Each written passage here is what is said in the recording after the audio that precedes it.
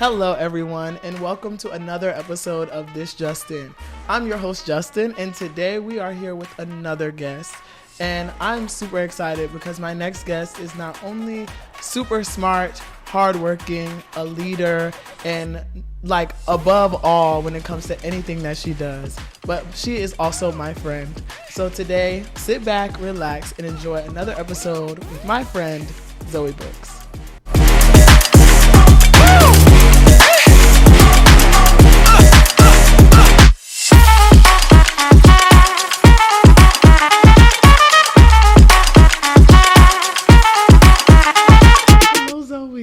Hello. Oh my God, I'm so excited for you being here. I'm excited to be here. Yes. I want to start off with letting you introduce yourself before we get into like what the episode is going to be about. So like tell the people who you are. Hey everybody, I'm Zoey. Also a student here at UVA, fourth year media studies major, and I'm from the great city of Virginia Beach. You know, big 757. Clock it. Oh, girl, we knew that was coming. Mm-hmm.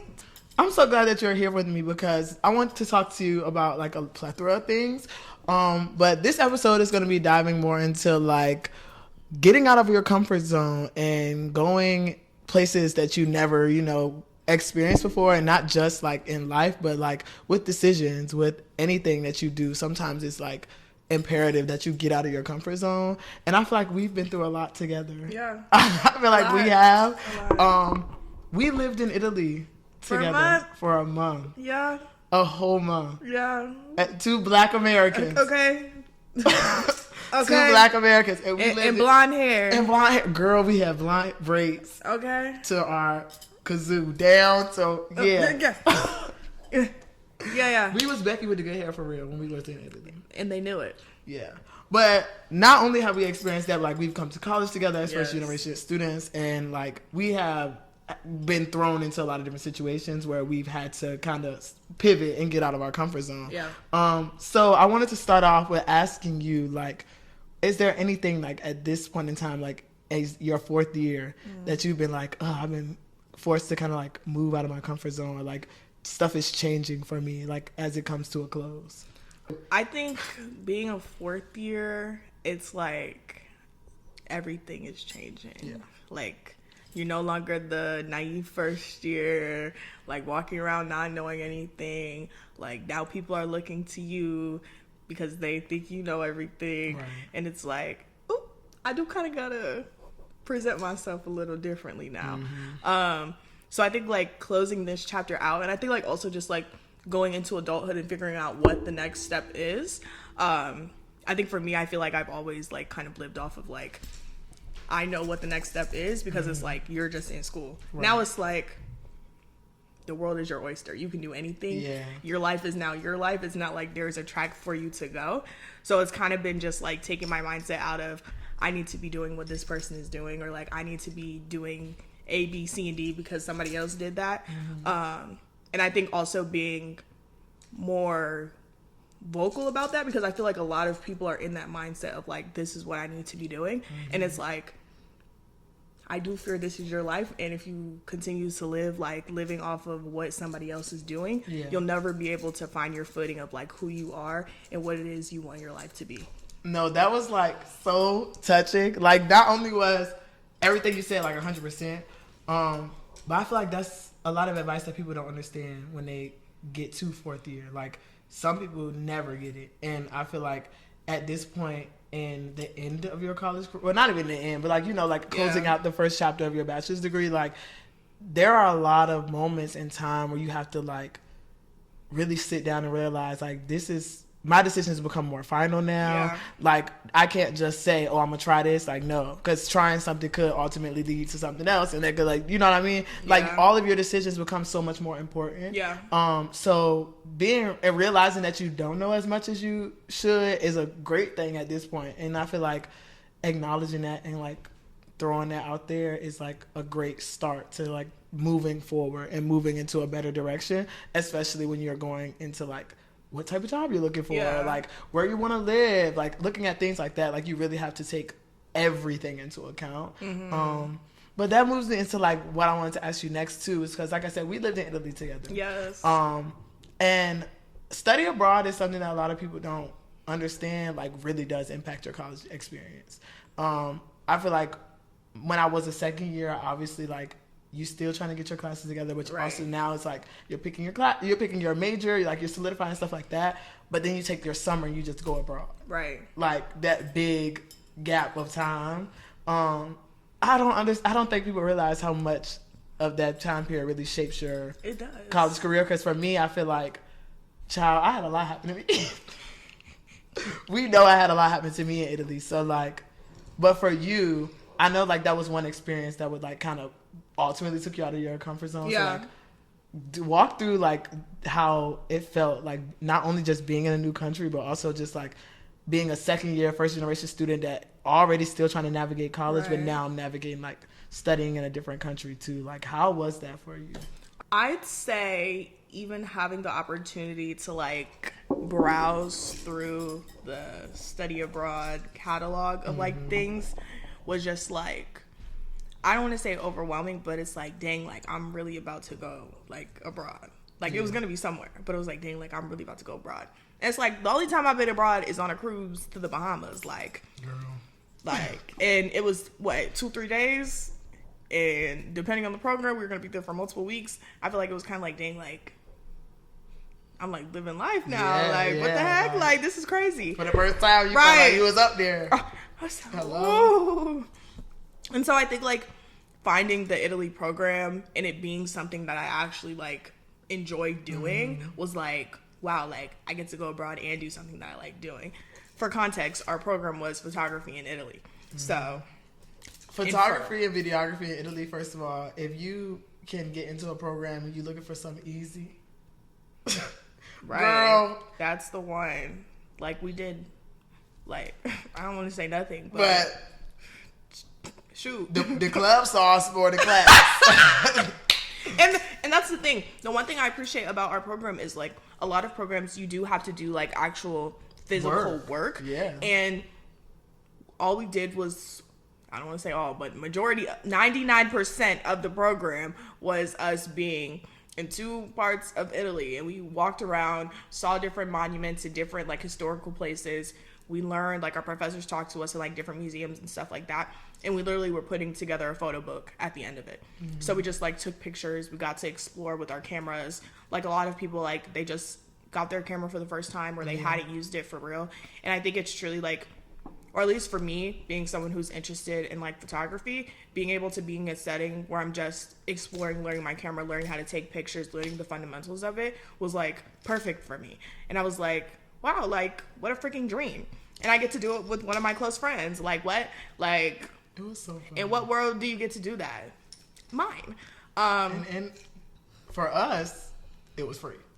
Yes, y'all, please like look into the resources around. Like, luckily, like the circumstances that we're in, we didn't have to worry about that. But there are resources for it to get paid for, and there are a lot of people on grounds who have been abroad multiple times and do not have to pay a dime out of their pocket. And as much as I dislike this institution for a number of things, one thing that I can say that they do get right is the opportunities for people to explore things that they're interested in, study abroad. So please look around, please apply for a program, do it. Right, no, I 100% agree. Like, this university does really well at giving out resources. Yes. May not always be to the right people, may not always be in the right direction, but when it comes down to us, like as students looking for or needing anything, like you can find a solution here at UVA. Yes. And like you touched on, of course, like us studying and stuff like that. We also had to write like a paper at the end, which was like a creative writing thing, which also made the trip even more fun because it's like not only am I doing like an academic project of some sort, but I get to at least add my own creativity to it and talk about what I'm interested in and not just like overwhelmed with a bunch of like bull over, you know, trying to get a good grade. Right. But I feel like there were a lot of things that happened in Italy that like we never debunked. Like, okay, first of all, within the first week, my phone was stolen. And we had 30 days into the trip. This was on day, 9? Something like that. It was like day 9. So I had 20 days That was without a cell phone. Right there. So the first 9 days we spent in Rome Yeah. was play. Like that Play. That was play. First of all, we pulled up. First of all, the plane ride there, I don't remember much of it, but what was it? JFK, LaGuardia, where we have our layover. We was at JFK. Yeah, all I can say is if you ever are deciding where to have your layover and like you have options, choose JFK because you might be bored, but at least you have eye candy. Girl, first of all, I forgot. I'm not gonna lie. We was in that damn airport, and every time I looked at somebody, I said, it's another one. I said, Sam, where he go? What flight he going? Can we jump on this one? I'm telling you, I would have been lucky to get on any flight that was available at that day, and I would have not come home. Clock it. Because what? Yeah, it was so many nice, fine, black brothers in that airport. I feel like that was the first thing I remember. Yeah. That is literally the first thing I remember. Yeah. It's like, we was like, it's so many fine men here. Yeah. It was really good. It was gorgeous, actually. Yeah. And then, I don't even remember how long that flight was. 8 hours. 8 hours. The first flight was from D.C. to New York, which is the layover. And then we stayed there for like an hour roughly. And then we flew from New York to Italy. Yeah. But we flew to Rome. Yeah. We first got to Rome. Yeah, and we stayed there for 5 days. I secured my solo hotel bedroom for those first days, and honestly, like, I loved it. You did. I got to like ease into the experience. It's something about living with other people that I don't know that scares me. Roommates. So we gonna get into roommates.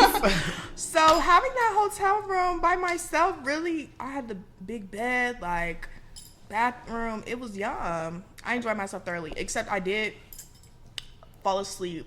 They told us not to go to sleep when we touched down, which was honestly so unrealistic because we got there and we had so much time before our first meeting, and I did sleep through a part of it, and then I had to walk down by myself and be like, "Oh, hey y'all, I'm Zoey. How are you?" But I fell asleep too, but I woke up because I had 2 roommates. So, like, they woke me up. It was only 3 boys on the trip, and I was one of them at the time. So we shared a room together, all 3 of us. It was not a problem the first week.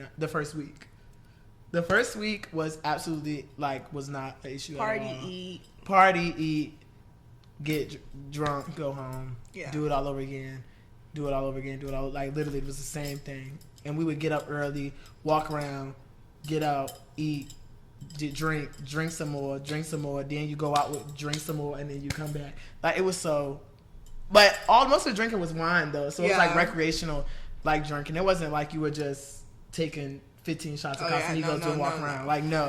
Like, we would go to wine tastings, we would go to different places and they would offer you wine. Like, it was things like that. So that's not confused when I'm just saying like drinking, but I'm just thinking like Europe. Everybody knows that. Right. But, yeah. And after we stayed in Rome for a week, we moved to Castiglione Fiorentino, where it was the first time we started having like family meals and stuff like that, which was a really great experience. Like, it was. When I look back on my time, I wish I would have taken more time to enjoy like the family style dinners, because at the end when we started getting real close with like Cindy and all of them, I was like, oh, I'm gonna miss this. Right. Like, and I had my countdown going too. But I mean, I wanted my countdown regardless, because I had a countdown from the time my phone got stolen to the end of the program. Yeah. Because they told me, like, technically, since I was technically right in the process of being in the middle program, if I left, I couldn't get full credit, and if I didn't stay, then it would be like technically like a waste of my money, because I wouldn't be able to get my money back either. Now, they said if it would have happened within the first weekend, I would have been able to leave and get my money back, because they said it would have been like serious circumstance. But like, I had already started the classes, they already paid for me to do a couple of things. Like, it was just so much. So shall we tell the story of me getting my phone? The phone got taken?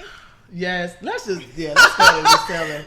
So first of all, to tell that story, we gotta tell the roommate conflicts too, because that's the beginning of it. Yeah. So when we left Rome, we stayed in Castiglione Fiorentino for 3 weeks. Wait, can we actually talk about what was the club that we went to? Charivari, Charivari, y'all. First we got the room. Yes. First we got the room. We stayed in room like for a week, and then the first like 2 nights we didn't really do much. Yeah. But it was that third one. Yeah. That third night we had found this club, and I don't know who found it. Was it you? I don't know who found it. Somebody else found it, and they brought it to our attention and said that Club Charivari was. I think we were trying to find just like American places or something like that, or like at least a place where we could find a mix of study abroad students, or at least a mix of tourists, because they said that Rome was where majority of like the Americans come. Right. So like and we didn't. They were there. Yeah, they were there. So we started out there, and we no, we didn't start at Charivari. We started at that American pub. No, that was the second night when we took everybody. The Irish pub. But that was the second time we went to Charivari. Okay, the first time we went to Charivari, we had no idea what we were seeing ourselves into. It was me, you, and 2 other people. Yeah. So we walked to Charivari. We realized it was like 15 minutes away. On the way there, a man tried to sell us coke. Try to sell us drugs. Remember? He asked us if we needed any. I said, nope, sir. We are great. I mean, like, it was low-key kind of funny because it wasn't funny, but it was kind of scary because we was walking through an alley, and next thing you know, the man just yelled out, asked if we needed anything. He just started listing off names of drugs. Like, yeah, that's crazy. It was crazy. Yeah. So we keep walking. We make it to Charivari. It's a $15 cover charge. And I said, Zoey, if we pay this $15 and we don't have a good time, we gonna storm this club for real. Okay, because I don't play about no cover. About no cover charge, for real. No. But I look like this, she look like that. We don't need to pay no cover. So we get in there. But they tell us that the $15 get you a drink. That's what got us. Right. That's what got us. Because that we kept asking. We said, so what do the $15, like, what is it for? They said you get a drink when you enter. Like, as soon as you walk in, you can order a drink. And then if you wanted to get into the club, into the little VIP section, you get a wristband. So we get in there. And it is packed. Like, 3 levels. It's one of these 3. It's 3 levels, multiple stories, multiple different rooms, and I'm gonna let you take it from there. I feel like because Charivari, like, I remember when you walk in, they had these big mirrors like on the side. I love a mirror. Take the hit. Take the hit because we took pictures. Yeah, my pictures was messed up. My head was leaning to the side. And then the other thing I remember about Charivari is bad, but it was this like bouncer security guard man. Bouncer. Yeah, and I was like, I said, oh, not this one. Oh, I think that's the other time we went to Charivari. Yeah, because it was 2 times. Mm-hmm. This one, I was like, oh, okay, but then I think he was for the. I ain't gone. So I just minded my business. And then, we got our drink. The one thing I will say, I don't know if anybody really did play up to my music vibes, but you walk in there and it's, the oonce house music. And I don't really indulge in that on a regular, so I won't lie. It was a shocker. I'm standing here like, it's a house mix to every song. Girl, they had the Miri house mix. I remember that. It's this one thing. It's the one thing. I remember that one. They ate that one up. I'm not gonna lie. I think Miri could have hit that note. I mean, she still can't, but it's okay. I think it just took me a second to buy in. And then, we was having a good time. And then we was like, wait, we got to bring everybody back to Charivari. Everybody got to come to Charivari. The girls are coming out tomorrow. And I think that's where we messed up. Oh, was it? Was it? I think that's where was it? We went left. So, first of all, after the first experience at Charivari, we should have let it go. We should have just indulged in it and let it go. Mm-hmm. But the second night was so much better. The second night was so. When I tell you, the second night was so much better. After already being like, okay, we black. We the only black ones. Right. We was like, we gonna make sure we good because nobody else gonna make sure we good. But we gonna bring everybody. So like, we gonna have a good time. I gave them all a pep talk.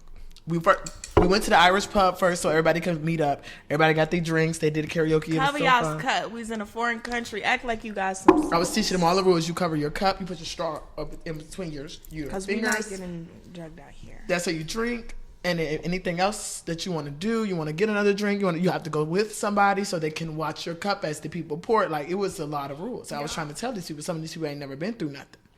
So I tell all of our friends, and we move and we walk to Charivari. We get there, everybody paid the $15. They had the same reaction we did. Mm-hmm. They said $15. I said, girl, you get a drink. And then before we knew it, everybody and I think this time Charivari had a line. This time, and y'all, why would they put us on the party page? The man had his promoter little put us on the party page flashlight. with the flashlight and gonna record us going through the line. I said, I'm glad we not from here. We not hiding from nobody. Cause what? Because we'd have been right. I mean, it was full face too. You ain't had no chance to duck or nothing. The light was bright. The camera was big, and he rolled it past you. It was a mess, actually. Mm-hmm. So we get through the line after, like, they finally let everybody in because we had to get in waves because it was like the line was so long. We get everybody in. We go to the second part where we and before we knew it, all of the white girls was tongue kissing the random men. Y'all, I don't know if. No, I do know. There are just certain lifestyles that I just don't live. You're in a foreign country. All you know is your group. I get it. You see someone you like. They caught your eye. But the first thing you do after 5 minutes is put your tongue down their mouth. It's something I'll never do. No shade. If you like it, I love it. But I just don't love that for me. It's my life, my truth. It was scary. It was multiple. Oh. Girl. Had me jump back a little bit. I turned my head, it's a new one. I said, fuck. Oop. I said, shoot.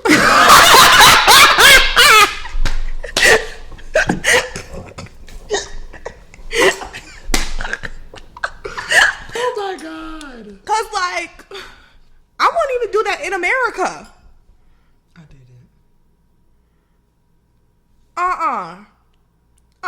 it. You better get that boy. What you say? Remember I did it. Guys, I put that to the back of my head. Justin did it. Oh my God. Bro, like, he was getting a little too comfortable.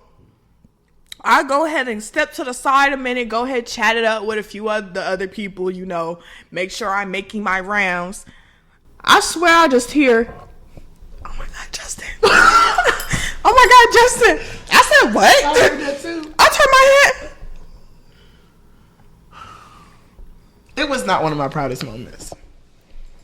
I said, it was now not you one know. of my proudest moments. It was not one of my proudest moments, but I definitely do feel like if I'm ever that far gone again, Time to go. my crew, Let's go. get us, because no, No. because why was I doing the same thing as our peers that are not my color? I ain't gonna lie, we was throwing back them tequila shots. Girl, like it was. we got the video. We got the video. We got the video. At that point, the bartender just knew what we were coming back. I mean, we walked up. She already was start because she knew the card won't go decline. Yeah. She didn't. She was not worried about it at all. Yeah. And I think a shot was about $15. Probably. It was about $15. I remember each time was about $30. $30. About $30 was for both of us to swipe because we would go back say, and forth. yeah, Yep. we would, Do our that's one thing round. about us. Okay. We never cared. Somebody's Okay. going to pay for it, but Okay. it just was $30. All we needed was a shot and a sparkler. And a little bit of salt on the rim with a lime on our wrists. Yeah, we were throwing those back. I think that was quite a different experience for us. Overall, Charivari was one of those experiences where, like, if you've never done it before, do it. Yeah. Like, that's literally why we're bringing that up, because, like, that was an experience for me that really opened my eyes to why the clubs are boring in America. Like, Yeah, because people are actually like dancing. Like I don't know if it's also because they had like, strippers. The demographic of people who were there. And Y'all, that's also they had the stripper dancers that would stand over top of you and dance, and they weren't doing like they weren't throwing their clothes off or nothing. But like, think about it, if you walk in a room and you see 3 or 4 girls standing on the damn couches dancing already, won't you just do what you want me to do? You're not gonna hit one of them? You're telling me you're not gonna hit one of them? You see the girls working hard up on the thing, dancing. Yeah. Girl, I had got my phone out and stopped. I said, get it, girl. It was a dancer. I'm telling y'all, Charivari didn't owe me a thing. Italy don't owe me nothing but a phone. But a phone. And maybe like some hands with somebody. But yeah, because we walked the streets. Oh, we gotta get into that. we gotta get into that real quick. Besides Charivari, y'all, I lost my phone. Yes. So after we had our experience in Rome, we moved to Castiglione Fiorentino, where I had a roommate who will not be named, but I had a roommate. Zoe also had a roommate, but it was not the same experience. But love my girl. Mwah. I love her too. I miss her a little bit. Don't she live in Charlottesville? Or I actually don't know. Oh, you know, I didn't know much. Yeah, no, I didn't really. I don't remember. Okay. But if she's out there, you know who you are. Mwah. Love to you. But yeah, so we moved to Castiglione Fiorentino, and the first free weekend, it was literally our first weekend that they told us, like, you can do whatever you want. You can leave, you can stay, do whatever, because we're not going to be here. We decided, me and Zoey decided that we were going to go to Naples. That was what the decision was. Yeah. But then I was talking to other people, seeing what they were doing, and I noticed my roommate kept saying what he was going to do or whatever. But then when it came like 2 or 3 days before everybody was planning, like, you know, buying their stuff and stuff like that, he told us like that the people bailed on him or whatever. Like he won't go have nobody to go with, and that he still was like, fine, we're going by himself or whatever. But me being Captain Save a Hoe, which I don't never need to be again, I kept saying, I said, Zoe, I just feel bad. Didn't I? I just kept saying, I said, I feel bad that they did that to him. I feel so bad they did that to him. Like, we need to, like, he should go with us, like, or at least we should try to plan something with him, like, whatever. So I brought it to his attention. I said, well, hey, if you want, we can go to wherever you want to go this weekend, and me and Zoe can, you know, go to Naples another weekend, or you can come to Naples with us. Those were the plans that I presented to him. And he said that he would go to Naples with us. So I told Zoe, and I remember texting and talking about that. We was like, hey, I talked to him. He said he was going to go with us. And we was like, yeah, fine. Found it, the Airbnb information, did all of that together and paid and moved on. We trained to Naples. We make our plan. We said we wanted to go to the beach. We wanted to get pizza, and we wanted to just, you know, do some looking around, because obviously it's Naples. It's the hood a little bit. So it's not much there. But like, we were really there because we wanted to go to the beach to see the pizza and stuff like that. That was the main part, because they said that was a big thing that they was talking about before we went to Italy. So we get to Naples, and the first night was fine. Yeah. We just went and got pizza, and best pizza ever. Literally, we went to go get pizza. It was the best pizza we ever had down there. Naples is definitely where it's at for the pizza. We went and got pizza, and then we went to the little bar, the little frog, and they was playing Beyonce. Yes. They was playing Beyonce. It was a nice little bar too. It was like the rainforest. Something. The rainforest. The rainforest, because they had inside of the bar, they had amphibian tank with frogs and tadpoles and all this stuff. It was really, really nice, and it was literally the size of half the size of this room. Like, it was really small. Yeah, and like we were sitting outside. Yeah, close to closing. So we were just outside, like, because that's when the people beside us was making out and all that. Yeah, it was real late. Like, we could tell that people was closing. I think the bartender there was cute too. I ain't gonna lie. He was. I kept seeing it. He was. Child, we got to go back. Anyway, so first night was cool, but then the next day we got up and said we were gonna go to the beach. So we get up and we walk to the beach. We go get something to eat. We walk to the beach. We're on the beach for all of 15 minutes. I don't even think it was that long. From the time we sat the bag down to the time we went and got in the water to the time we came back, my phone was gone. Somebody had went inside my bag and stole my phone. And I know they went inside my bag because when we put our stuff down, it was towel, bag, towel, bag, towel, bag. Ain't nobody had nothing else out. So They went through my bags, took my phone, and all hell broke loose immediately. Yeah. Immediately. Yeah. If you know me, it was immediately. Yeah. I was on Zoey's phone talking to AT&T. I was on, what else? I think I had my iPad. I think you had the iPad.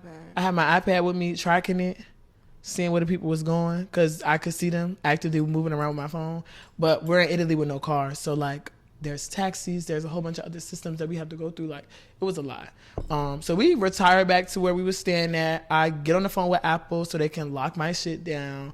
I get on the phone with AT&T so they can lock me down and try to figure out an insurance claim or whatever so I can have a phone. But they tell me that since I'm in a different country, if they ship me a phone in a different country, it's basically a high chance that I won't get it by the time I come back, and they can't undo the shipping to the different country. So if I'm not here to get it, I will not get a phone, and I cannot do another insurance claim. So I got them to ship the phone to my house, and I didn't have a phone for 20 days. That was the solution, basically. But before I decided to let my iPhone 15 Pro Max silver with the pink iPhone case on it, she will forever be missed. Before I let her go, I told Zoey that I was hitting the streets and I was going to look for my phone, regardless if she came with me or not. That was the sentence. That was the exact words. iPad in one hand, knife in another. Hello. Yeah. And I remember we were on the phone with Justice Bob. Yeah. My mom was not happy about that. But I told her it was either they were going to send me a flight home or I was going to send them to hell. So it was one or the other. So Zoey being first of all, Zoey being the rock bottom, die hard, full flat tires down person she is, she got the keys to the room and got up and said, let's go. Yeah. And we stormed the streets. But mind you, before we left, yeah, I was on the phone with my mama, and my mama had said, I remember her saying, she said, I don't want you going anywhere by yourself. And I said, I'm not by myself. I have Zoey and I have blank, the person that we brought with us.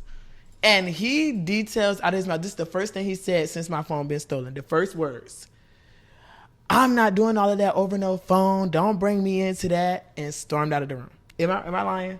That is what happened. And stormed out of the room. So after I was told not to put such and such in it, I wasn't going to put such and such in it. So we left. We took the key to the room and we left. We got a text like 30 minutes later, mad about that. But I mean, it was nothing that could be done because, like I said, I was going to look for it regardless if y'all came with me or not. So it was either I was going to have the key, Zoey was going to have the key, or all three of us was going to have the key. It didn't matter. So like, and you decided you didn't want to be a part of that. So we left. And we moved forward and we moved on. And we walked the streets of Naples for an hour until we came upon an alley where my phone was. Yeah. My phone was in that alley. Yeah. And I remember this because we were walking around the corner to the alley, and I remember hearing like a boom. And, you know, usually I can tell the difference between a firework and a gunshot. Something in my heart just couldn't decipher the difference at that moment. And in my head, I'm like, oh, shoot. In the hood. But I was like, you know, like, let's hope we live to tell the story. And we did, because we're here right now in 2025. So we walked down the alley. And we're at the spot. And now we're just looking around. iPad in hand, this big, with the location on it, dinging and pinging. And we looking at the little apartment complex, y'all. And it's like, on the other side, it looked like this, like, I don't even know how to describe it. Like, it feels like a lair, like a secret lair. Like, it's these big doors or whatever. But we're not even minding that right now. We're looking at the apartment complex. Because that's where it's pointing us to. Mm-hmm. So we like... Because we got in a taxi in the middle of nowhere. Mm-hmm. And he took us 5 minutes. And when we asked him if he'll stay, he said no. So he said, no, I'm not staying here. And left us in the middle of the alley. He sure did.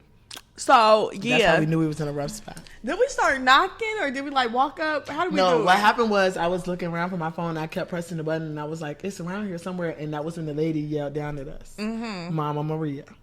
But we had. Did someone go into the door on the other side, or did we knock over there? Oh, the man came outside, and I had asked him. Oh yeah, I remember. So this man had came outside of his door, and he was on the bottom floor, and I asked him, like, I had tried to put it up on my iPad and like translate it or whatever, but it wasn't translating fast enough. So I asked him if he had seen anybody with a pink telephone. Like, that's what I just kept trying to ask him. And he said, phone. And then I started pinging it. And when he opened his door, it got loud.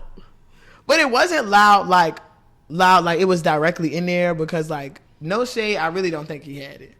But when he opened that door and it got louder, like, I was like, "Do you have my phone?" And I started going in. I'm so sorry to that man. I went in. I was like, "Do you have my phone? Do you have my phone?" And don't get me wrong, I know these people don't speak English. I know they don't speak English. Because he is screaming at me in non-English. Because he's trying to tell me no. Because he does not know what I'm saying. So I feel really bad to that man, because I really don't think he had my phone. Yeah. But it did get loud all of a sudden. But it got quiet again while his door was still open, which prompted me to realize he did not have my phone. So I told him to have a nice day, but don't come back outside. I did tell him that. And he did not come back outside. He did not. And that's when Mama Maria from the top floor looked down at us and asked us what we was doing, because she was very confused at why I was screaming and yelling in the middle of the alley. And I told her I was looking for my phone, and she came down and she directed us into the police. That lady was very nice. She also did not have my phone. Yeah. Yeah. I think the people across from her had my phone now. Yeah. Because also she was saying like there wasn't like an empty place, right? Or like an abandoned unit. Or she said nobody lives there. Yeah. And I was like, it's getting squatter. They took Hello? it in. Whatever. And then I think her husband had came back. And then her husband came because he was also very nice. Yeah. We probably didn't follow like all stranger danger rules, but like if you no. go abroad, like please do, because like you will always. We were in this lady. grateful. We were in the middle of this lady house with all her kids. Her little baby had a diaper on. Yeah. Her son gave me his phone so I could call the police. She offered us water. We didn't take it because there's not a lot of clean water there, so we didn't take it. But we were very grateful. Yeah. She gave me a kiss on my cheek. I'm also very, very, very glad my face didn't break out or nothing, because I really didn't know that lady. Oh my God, I remember this part. We was about to leave to go walk over to the police, and she types in my phone, and she's like, "Tuck your chain, take your jewelry off, okay, and be careful and stay safe out here." She typed on that phone her last message, and basically it said, "Get y'all asses out of here. Tuck your chain, tuck your phone, keep everything close to you. Don't keep walking around here with all your shit out, because they gonna get you. And you gonna be looking slow." I said, "Oh." I said, "Oh my God, ma'am." I said, "Oh my God, ma'am." I read it. I said, "Tuck." So I had all three of my dollars on me, and I left. And then we went and we walked to the police. And they didn't do nothing. Yeah, we rode in the police car. We did. We rode in the police car. Literally, I remember we walked over there and they were like across the street or something. And they was just like chatting or whatever. And we over there like, please. I said, "Please help." And then we get in the back of the police car. Mind you, I don't know. The only time I've been through a police car is preschool when they came and we did a walk through of the police car in the fire truck, okay? So, I remember that this crap being this tight. Yeah, we was... Legs all up. We was touching each other. You know they food real healthy over there, so they just naturally a little skinnier. And stuff. I said, "Oh, this is very uncomfortable." Yeah. And he drove us back over there. I showed him the location. We showed him the ping, and he said that technically he didn't have the rights to walk into people's homes, which I understand. Don't get me wrong. But if I'm showing you a location that say my stolen phone is right here, we need to walk into somebody's house, because so bad. Hello. But yeah, long after that, we left Naples, and my phone was left in Naples right there. Like I said, I got a new phone 20 days later. It was right at home waiting for me. Yeah. And yeah, that kind of changed the trajectory of the trip. Yeah. Justin's experience. It was sad. Because it only was sad because, like, in a digital world where majority of all the things that they wanted us to do was on our cellular devices, like buying train tickets or using Apple Pay, getting money converted, transferring money to people when you go out to dinner and somebody else pays, like having to pay somebody, like all of that requires you to have a cell phone, and having an iPad that doesn't have cellular service, because I never thought I would need to have my iPad with cellular service, was just crazy. And that kind of like, I'm not ever gonna say it ruined my trip, because it really didn't. Because I for a long time I tried to make it ruin my trip. Like the first like 3-4 days it did. Like I didn't move out of the bed, I didn't go nowhere, I didn't do nothing. He made his eggs and I went straight to like literally everybody knew that. But mind you, there was other circumstances that was going on in Italy too. Like my mom was sick, like it was a bunch of other stuff. But like the main thing that really broke me was not having my phone, because on top of me feeling so like far away, like it made me feel even farther away from the people that I was back home with. Like of course I had Zoey. Like Zoey was really the main person that kept me sane, but it was really just like, damn, how am I gonna take my pictures to my family? How am I gonna talk to my mom every day? How am I gonna talk to my friends? Like it was stuff like that kept running through my head that made it like a rough experience. But at the same time, it made it better, because I feel like during times when y'all would be like not noticing stuff, that was when I did notice little things, or when I picked up on like how to go to the market or how to do X, Y, and Z, because I didn't have my phone. And even when we got to, what's the name? Not Assisi, it was another place where we had got lost like 3 times before we even got to the first church, and I was like, I had the map, and I led us to where I we were forgot supposed what to place go. it was. Well, I ended up like even taking a map and leading us to a different place, because of the fact that like everybody was relying on their phone for real, and like I was the only person that really didn't have a phone to do that. So I picked up a map and read it and got us to where we need to be. But little stuff like that, like I feel like those experiences like shaped ultimately like how I looked at different experiences later on. Because like when minor setbacks do happen, it let me know like, okay, it's not the end of the world, it's just the end of the moment. Like you just gotta, you have to change your thinking. You have to think about what's really more important than that, or what's more important, your experience or your phone, like little stuff like that. But in all experiences in life, like you have to really start to decipher like what's really important, and is me stressing over this one thing as important as that one thing? Like is that like right? Yeah. So ultimately, don't get your phone stolen in Italy. Don't go into strangers' homes. Don't walk on the streets of anywhere with a knife out. And please don't go into nobody random and start calling them Mother Maria, because that's not that lady's name. Yeah. But before we like close out this interview segment, I wanted to ask you one more thing. But like, if there was any type of like advice that you would give to anybody that's like not just going into college, but like going into a new experience in general, whether that's a new job, a new school, like anything, what would you tell them? I think I'd say it's okay to be uncomfortable, and I'd even encourage you to like sit in the uncomfortableness, I don't know if that's a word, of it all, because I think like it's easy to try to find something to gravitate to that feels familiar, but then it's also like if you lean into like that uncomfortable aspect of it, you might find something new about yourself, or be able to meet people that you didn't think you would meet before. Right. And I think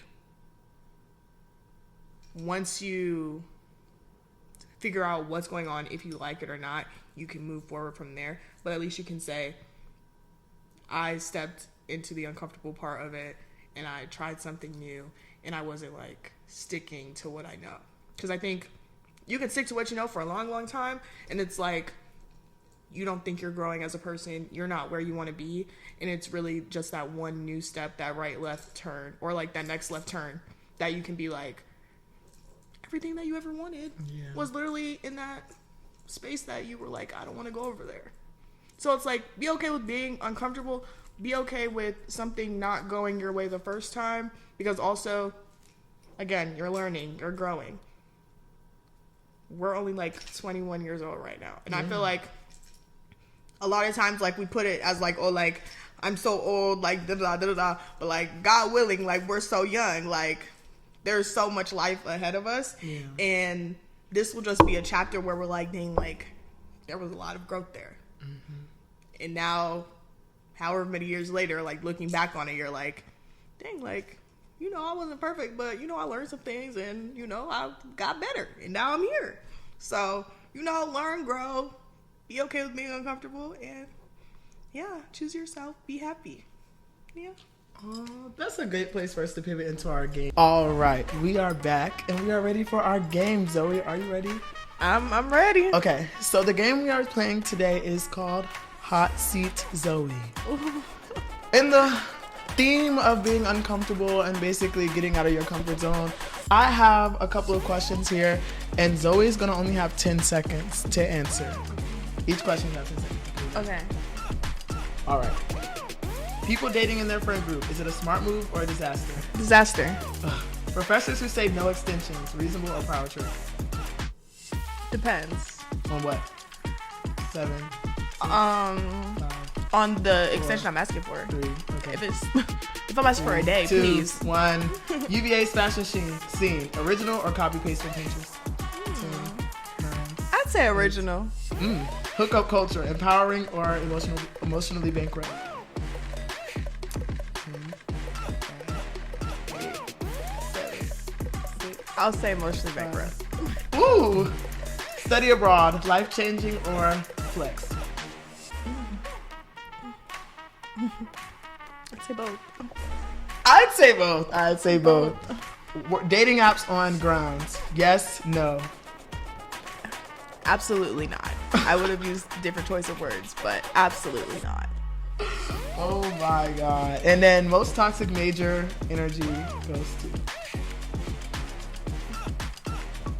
5, 4, 3, 2, 1. Love you guys, the School of Commerce.